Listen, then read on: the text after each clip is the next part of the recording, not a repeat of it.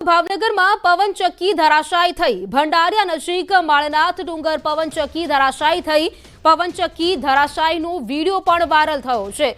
જો કે આ ઘટનામાં કોઈ જાનહાનિના સમાચાર નથી। પવનચક્કી ધરાશાયી થયાનો વિડીયો પણ સામે આવ્યો છે। ભાવનગરની આ ઘટના જો કે સદનસીબે આ ઘટનામાં કોઈ પણ પ્રકારના જાનહાનિના સમાચાર નથી। વિડીયોમાં આપ જોઈ શકો છો પવનચક્કી ધરાશાયી થતી જોવા મળી રહી છે। ભંડારિયા નજીક માળનાથ ડુંગર પવનચક્કી ધરાશાયી થઈ હોવાની આ ઘટના છે, જેનો વિડીયો પણ હાલ વાયરલ થઈ રહ્યો છે। જો કે સદનસીબે આ ઘટનામાં કોઈ પણ પ્રકારની જાનહાનિ નથી થઈ। तो वीडियो में जे प्रकारे જોઈ શકાય છે કે આ પવનચક્કી ધરાશાયી થઈ રહી છે। જાણકારી સાથે સંવાદદાતા નિતિન ગોહિલ જોડાઈ ગયા છે। નિતિન, પવનચક્કી ધરાશાયી થઈ હોવાની ઘટના, શું જાણકારી વધુ?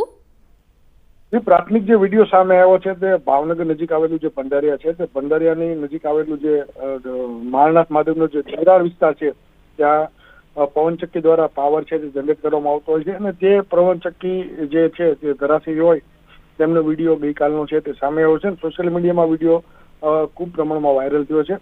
જોકે પવનચક્કી ધરાશાયી થવાને લઈ અને હાલ કોઈ જાનહાનિ થવા પામી નથી અને હાલ એવી પુષ્ટિ નથી કે કયા કારણોસર આ પવનચક્કી છે તે ધરાશાયી થઈ ગઈ। જી નિતિન, આભાર આપનું જાણકારી આપવા માટે।